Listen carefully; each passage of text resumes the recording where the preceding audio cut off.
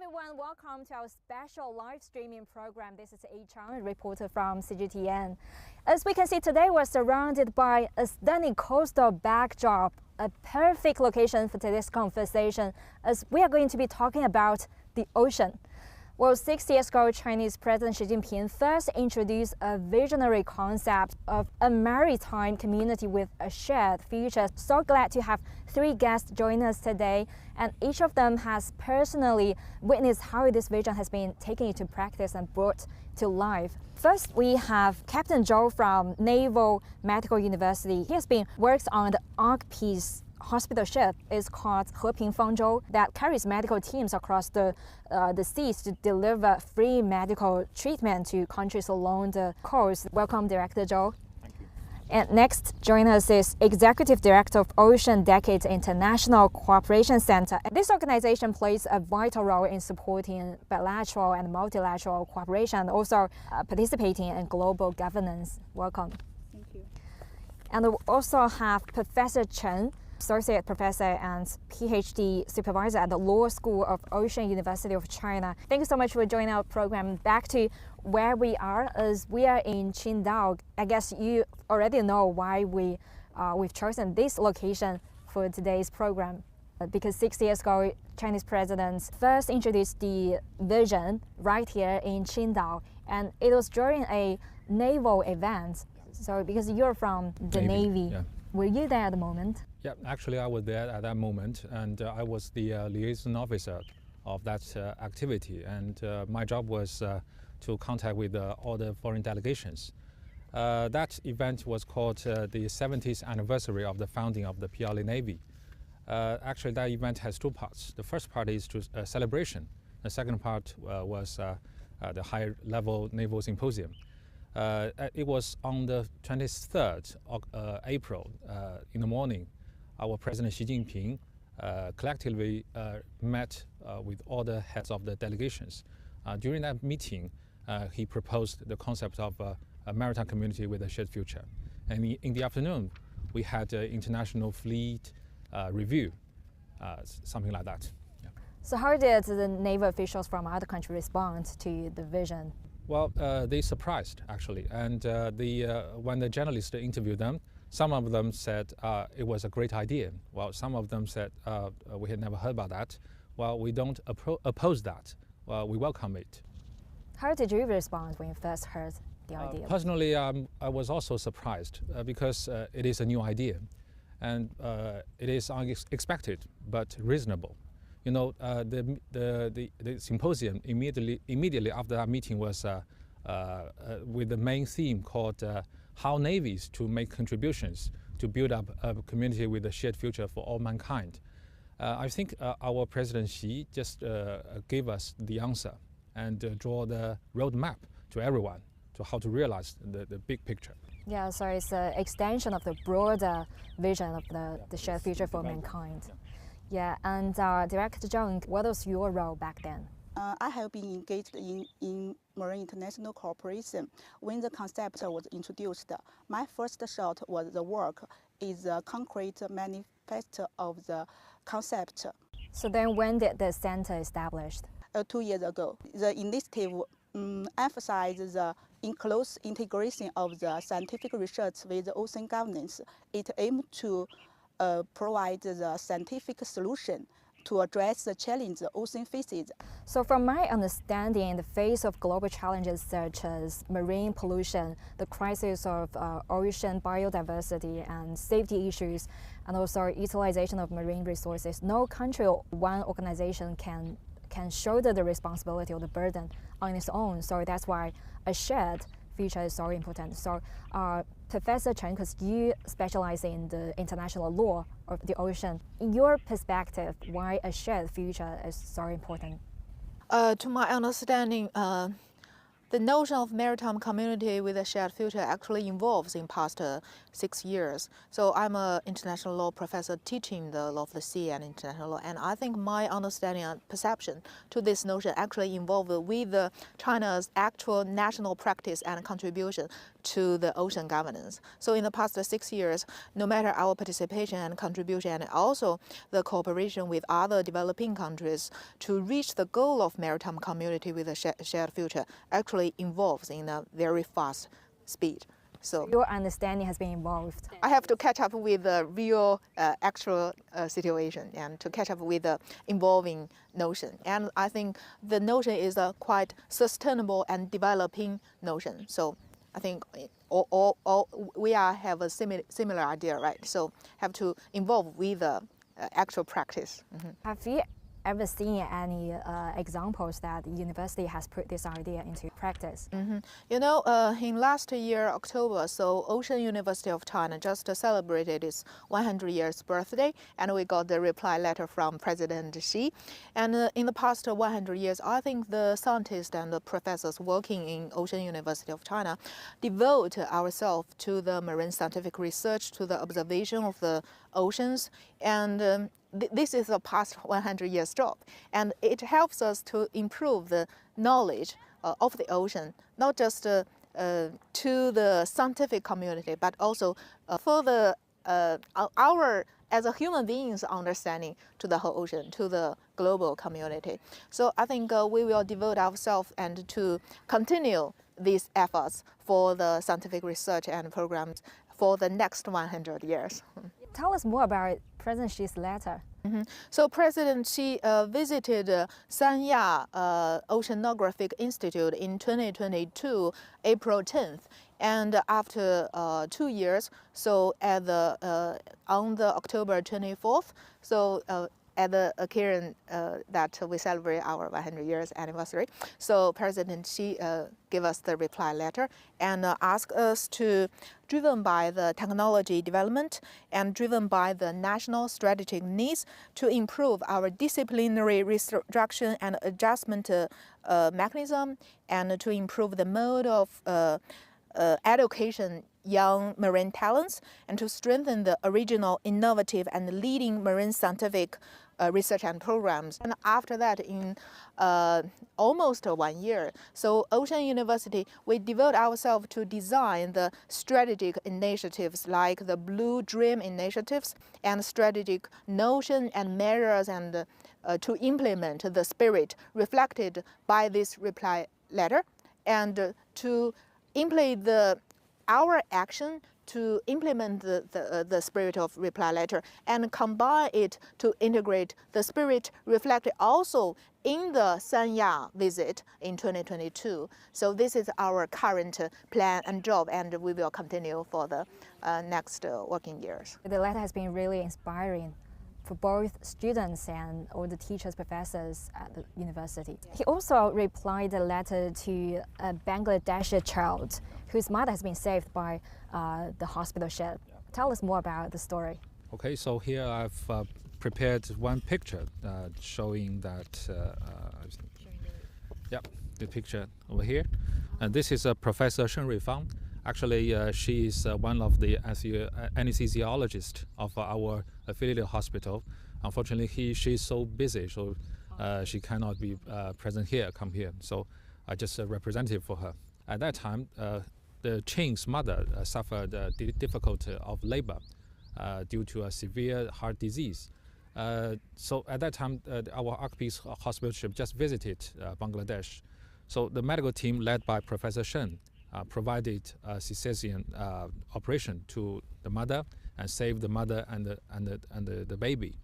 And in order to express the gratitude, his father, the Chen's father, named this child as a China, which pronounced Chen in the local Bengali language. China. And Chen, when Chen grew up, she wrote a letter to our president would like to express the gratitude for that. And also she expressed that she would like to be a friendship messenger between China and Bangladesh.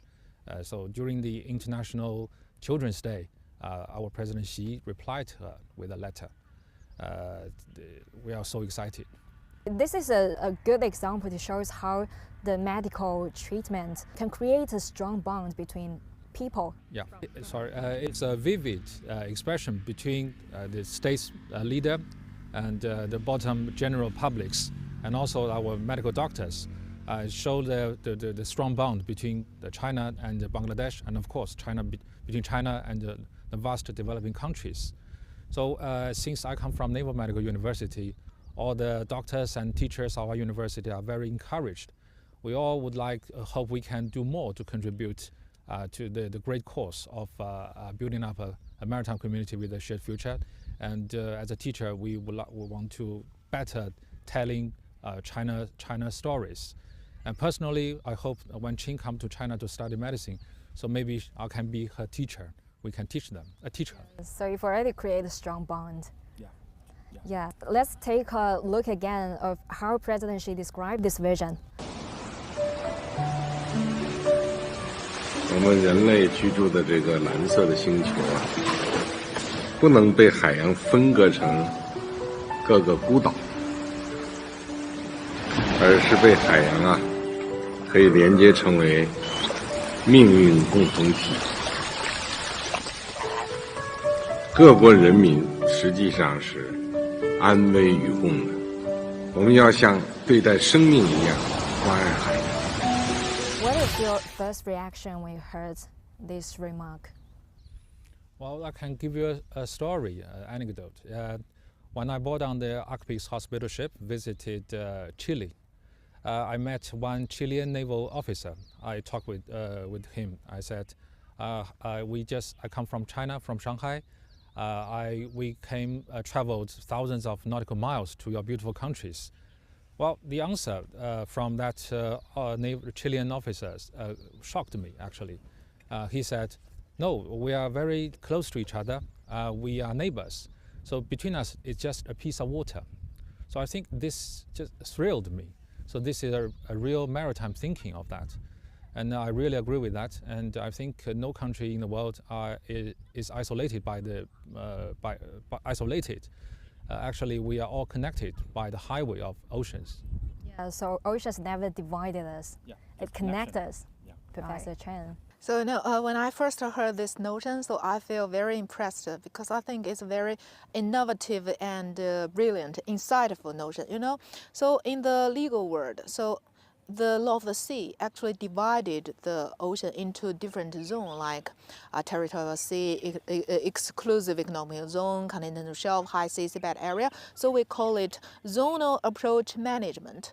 But we all know that the oceans, the waters in the ocean actually is fluid. So, and the fishes, they will migrate between and come across among the different EEZs, right? And the marine pollution not just will refine in a specific zone, but will flood to everywhere.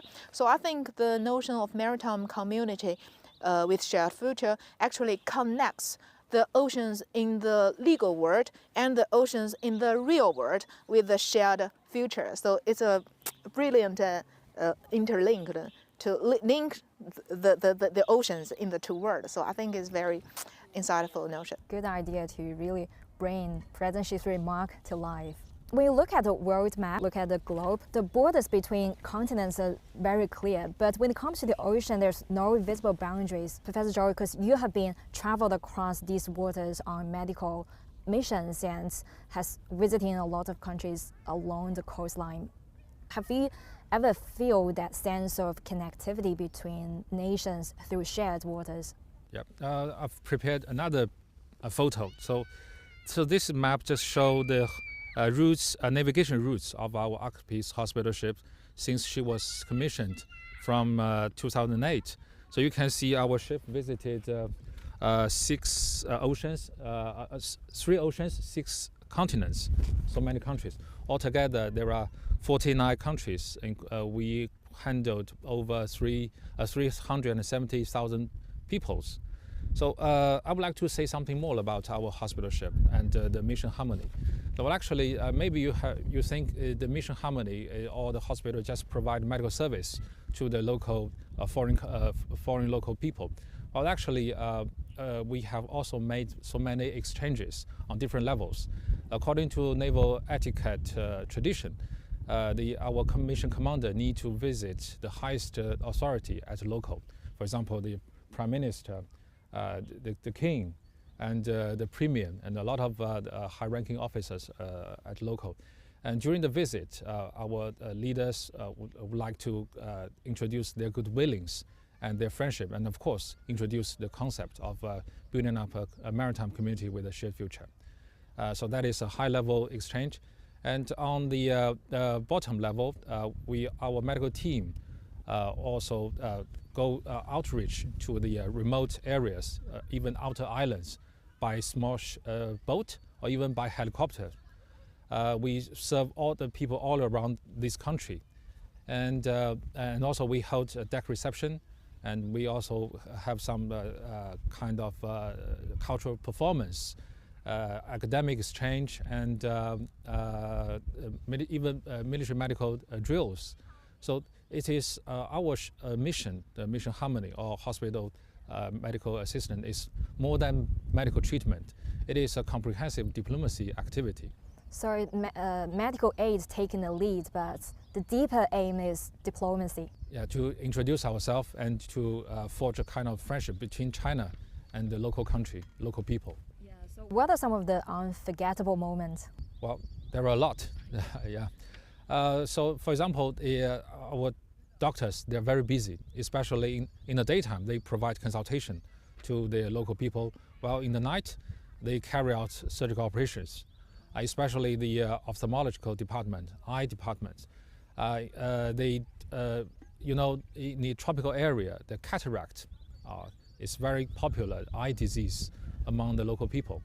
So after operation, several days recovery, when the patients just remove the dressing from their eyes, the first sight they got from in their eyes is the doctors and nurses. Yes, they just hug the doctors and nurses.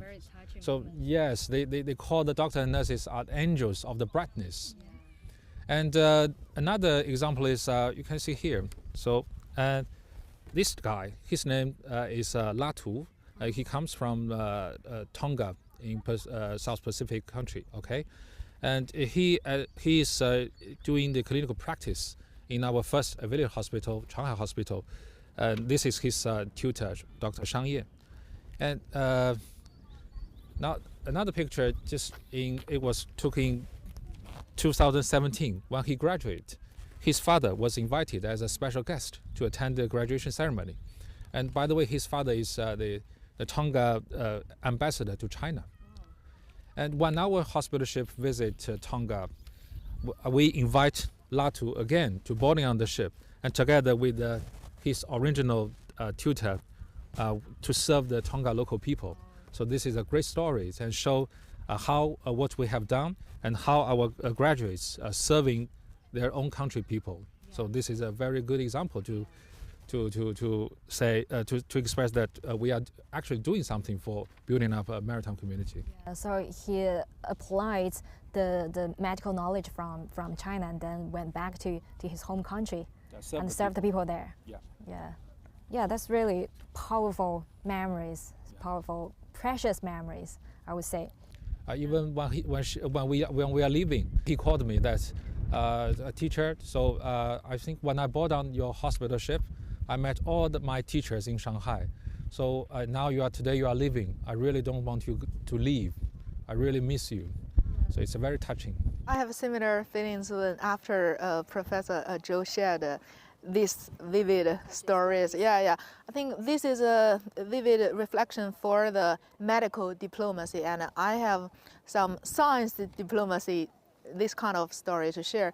So you see, we offer master and PhD degrees to the developing countries, especially from the African and also small island countries. And we have cooperated with many international platforms and also the China's ministries to provide and offer the research and training program.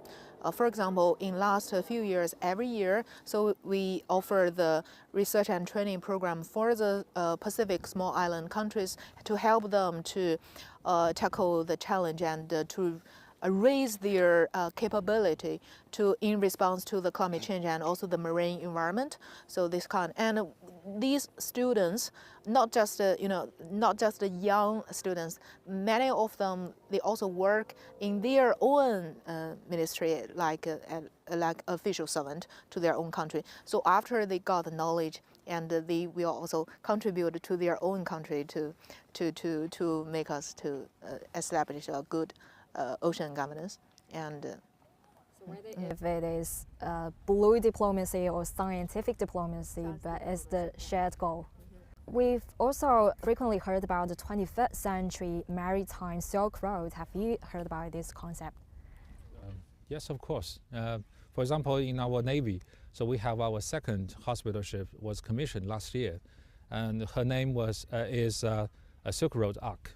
So it is just a good example. Silk Road Art. Yeah, Silk Road. Director Zheng, how important the connectivity is when it comes to trade-related cooperation?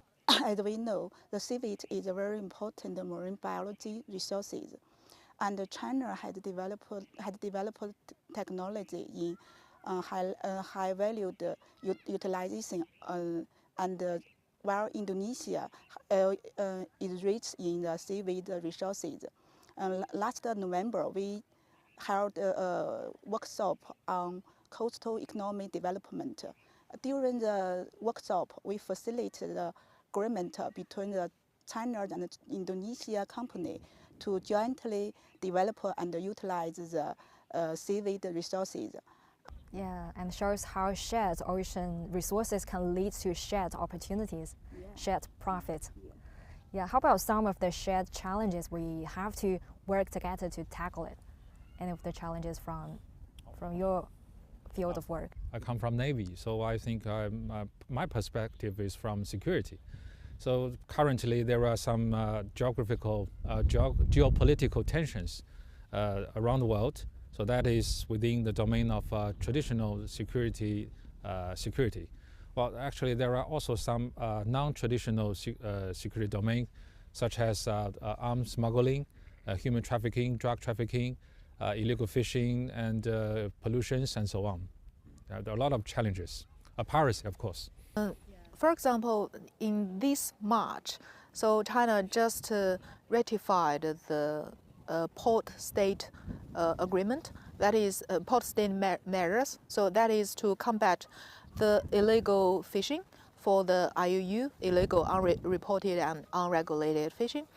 And this commitment actually shows our willingness to combat the illegal fishing and to strengthen our fishery management. So besides that, I think so we mentioned many times for the small island countries, actually the sea level rise, this phenomenon suffered basically by the small island country, but also suffered by the all coastal states because the ocean connects all of us. Yeah. So I think another example that is the biodiversity beyond national jurisdiction. So China actively participated in the international negotiations in this treaty, and this treaty was adopted in 2023. And at the first time, China also signified this agreement and also proposed our China's solution to help us to preserve and make a sustainable use of biodiversity beyond national jurisdiction. So another example that is, okay, these are current challenges facing by many coastal states, that is the nuclear contaminated waters. So the polluted water, not just concentrated in the specific area and floating to different areas. I think all the coastal countries are facing these challenges, and we could do more to join together to face this. Yeah, so when it comes to the challenges, no country can be immune. And how about some stories where countries come together to tackle it? Dr. Zhang, you have something to share? Oh yeah. Yes. Now we are advancing a project which is Blue Circle project. This project collects the marine debris and turn it into the microplastic particles. I have some. Yeah. Yes. This is microplastic particles. And here is a QR code. If you scan the code, you will see the name of the person who collected the marine debris and the sea area where it was collected. Yeah. So this is actually from the ocean waste. Yeah. And we can scan it. Yeah, Yeah, let's scan it. Yeah, you can see. After you scan, you can see the name of the person who collected the debris. Oh, you can, Yeah, can you see? it shows up a page where you can track who collected. Where the Oh, it says 3 people collected this. One is a 65-year-old woman, and also there's a video here showing how they collected. Yeah. And then the particle can be remade into the recycled product, such as some notebook. Yes, this notebook is made by the microplastic particle from the particle. From the waste, from the ocean waste. And also I have the pen. Innovative. Also have the pen. It also made from the So make the full marine debris. use of all Yeah. these waste, all the garbage. Yeah. Waste recycling. Yeah, recycling. Yeah, recycling. Exactly. Manufacturing. Collaborate with the company. Yes, to sell the products. Yeah. That's really make the recycling transparent and also give a little bit fun to the practice. And also through this project, we have established a partnership with 11 coastal countries. And next, we plan to promote this project globally. We hope that we can work with our partner to protect and sustain our ocean. Yes, yeah. So when you show this demo to other countries, how did they respond? They think that this project is better benefit for the marine environment, and also it can make a profit. Yeah. Oh, cool. Yeah, and the 2 aspects we've just discussed, the shared resources that we can benefit from and the shared challenges we must face together. And the 3rd pillar is the role of the Navy in safeguarding marine safety. Professor Zhou, how has the Navy contributed to maintain regional peace? Well, there are a lot of examples. Arctic Hospital ship is just one part, but actually the other warships also done a lot of to make contribution for that concept.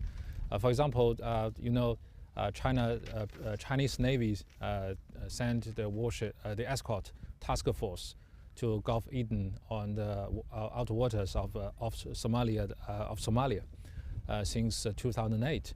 Until now, until last year, the Chinese Navy has escorted more than 7,200 Chinese and foreign vessels in about 1,600 batches. So it is a great job. And the Chinese Navy also, 2002, the Chinese Navy sent a lot of supplies to Tonga after volcano eruptions. So this, besides the combat activities, actually Chinese Navy has done a lot to do some non-war operations to help the other countries.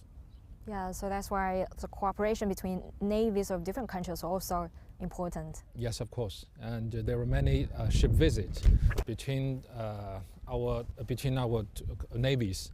So we always say the ships are moving, the ocean is flowing. So we need to walk around and we need to visit each other. As a major maritime country, China has also been offering solutions to the world. Have you ever witnessed any of the examples showing that?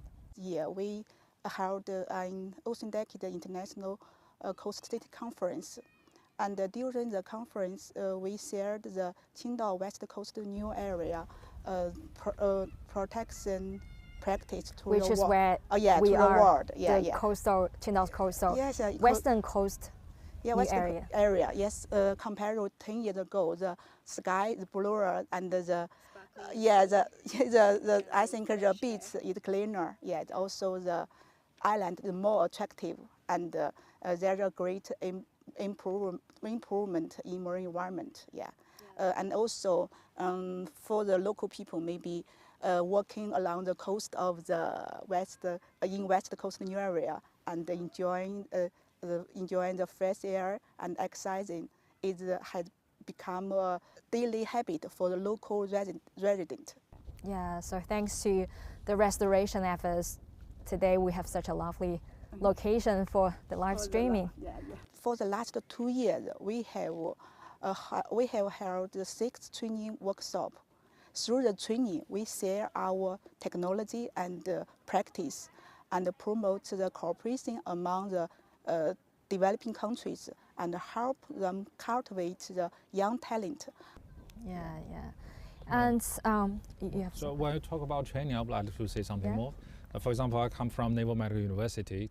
Our university started international education since 1961, and we have trained more than 1,600 students from over 100 countries, from bachelor's degree to master's degree. And besides our university, we also the other naval academies and university also did a lot on the international military training, and we all have different featured activities. For example, international conference of alumni, and also international forum of the head of the naval academies, and midshipmen weeks, and so on. So by this kind of training, we can establish kind of a young generation exchange, and help them to make friendship, and for the next generation, for the future. Which areas do you think still need enhanced cooperation in the future? I think first, the education is a foundation for the large number of people, and also for the middle level, we have a ship visit and joint exercise, and on the high level, we have the leaders reciprocal exchange of visits. So in this way, by this kind of face-to-face diplomacy, face-to-face discussion, we can solve the misunderstanding and make building trust and make friendship for the future. I think there is a great potential for us to establish more capacity building and technology transfer research and training program for developing countries. For example, Director Joan just showed us the products that made by the plastic waste. I think this is a very vivid example to showing China how China contribute for a much sustainable, greener blue ocean, and to contribute for the ocean governance. And I think in the future there is a great potential for China to collaborate with more developing countries like African countries, small island countries, to combat the current challenges shared with all the human beings, like plastic waste and like other environmental pollutions in the ocean. So I think research program to enhance their capacity to respond to this kind of issues is a good starting point. From the ocean, for the ocean. Give back to the ocean. Yeah. So if you had a new chance to collaborate, what country or organization would you pick?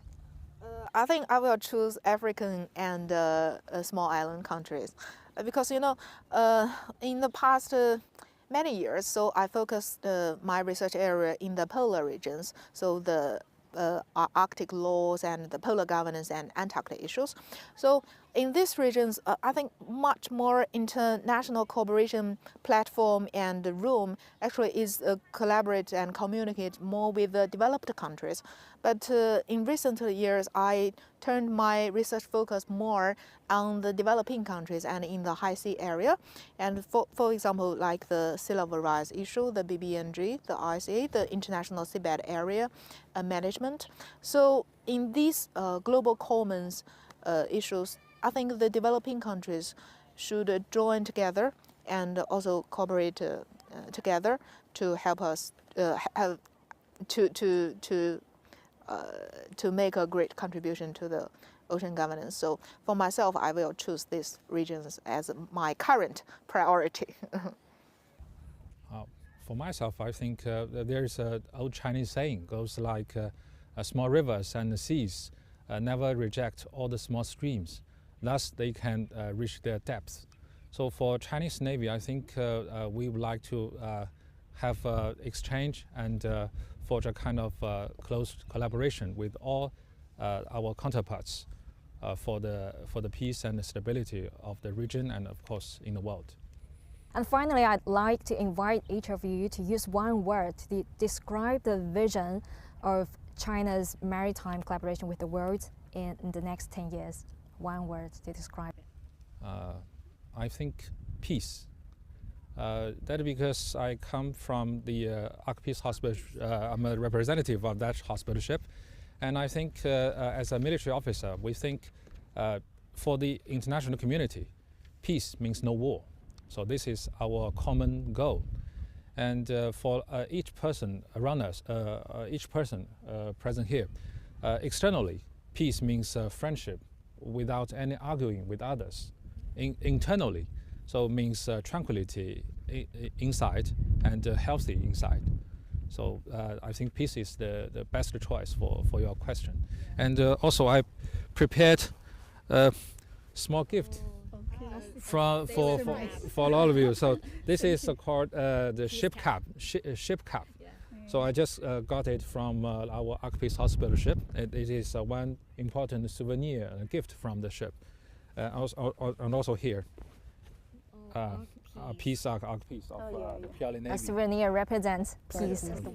Represent our Navy, represent the hospital ship. Yeah, for you. Thank you so much. And Director Jen. Thank you. And also. Thank you. Okay. Sorry, I came empty-handed. How about you? What's your word? I think I will use win-win cooperation. I think we should work together to address the challenge the ocean face. Yeah. Professor Chen. I think I will use the words infinity because there is a great potential for developing countries. We have different development stages and we share different national circumstances, but we have a same dream, that is to implement and to reach the maritime community with a shared future for a sustainable and a much more beautiful and cleaner ocean. So I think infinity vividly reflects this notion. Okay, thank you all for joining our oceanic journey from Qingdao to the world as we explore how oceans connect us, challenge us, and also provide endless opportunities. Let's keep working together and to build a truly shared maritime future and hopefully to be peaceful, to be infinite, and also mutually beneficial. Thank you so much for watching our live streaming. Until next time, bye-bye. See you.